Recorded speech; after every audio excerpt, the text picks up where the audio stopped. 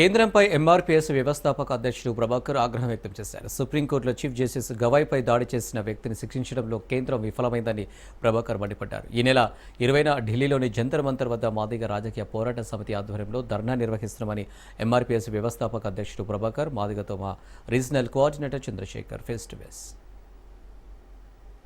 మాదిగ రాజకీయ పోరాట సమితి తెలంగాణ ఆధ్వర్యంలో హలో దళిత చెలో ఢిల్లీ పేరుతో జస్టిస్ గవాయ్ పైన జరిగిన దాడి నేపథ్యంలో ఈ నెల నవంబర్ 20వ తారీఖున జంతర్ మంతర్ వద్ద ఢిల్లీలో భారీ ధర్నా నిర్వహించాలని నిర్ణయించుకున్నారు. ఈ నెల 20వ తారీఖున మీరు నిర్వహించే ధర్నా ముఖ్య ఉద్దేశం ఏంటి? ధర్నా నిర్వహించడానికి ముఖ్య ఉద్దేశం ఏంటంటే భారతదేశంలో ఉన్నటువంటి అత్యున్నత న్యాయస్థానమైనటువంటి సుప్రీంకోర్టు ప్రధాన న్యాయమూర్తి గారు జస్టిస్ బిఆర్ గవాయ్ గారు వారిపైన మనువాద వ్యక్తి మత అహంకారంతో సనాతన ధర్మం పేరుతోటి ఒక దళిత బిడ్డపై దాడి చేయడం జరిగింది. అంటే దేశంలోనే అత్యున్నత న్యాయస్థానమైనటువంటి సుప్రీంకోర్టులోనే దాడి జరిగితే ఇంకా మిగతా సామాన్య ప్రజల పరిస్థితి ఏంటి? ఇప్పుడు భారతదేశంలో ఉన్నటువంటి ప్రభుత్వం ఏదైతే ఉందో భారతీయ జనతా పార్టీ ప్రభుత్వం, ఆ ప్రభుత్వంలో ఇటువంటి దాడులు కొత్త ఏమి కాదు.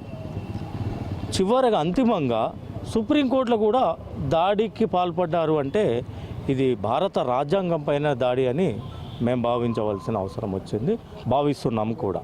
సరే, ఒక దేశ అత్యున్నత న్యాయస్థానంలో ఒక ప్రధాన న్యాయమూర్తిగా ఉన్న వ్యక్తిపైన దాడి జరిగింది.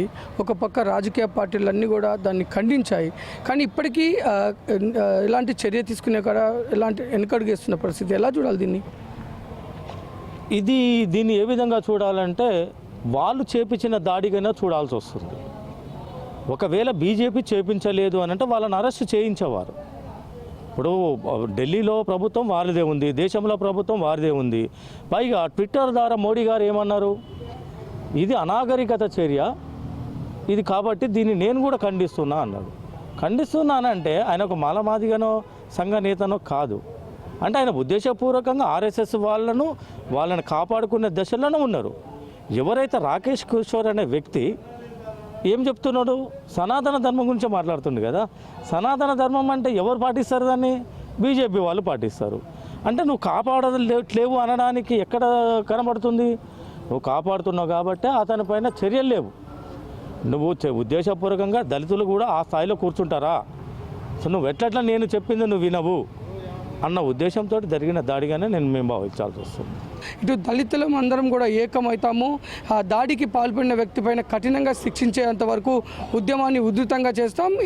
ఈ నెల 20వ తారీఖున జంతర్ మంతర్లో భారీ ధర్నానైతే నిర్వహిస్తున్నామని ప్రభాకర్ మాదిగ గారు చెప్తున్నారు. కెమెరామెన్ శివకుమార్తో చంద్రశేఖర్, రాజ్ న్యూస్, వరంగల్.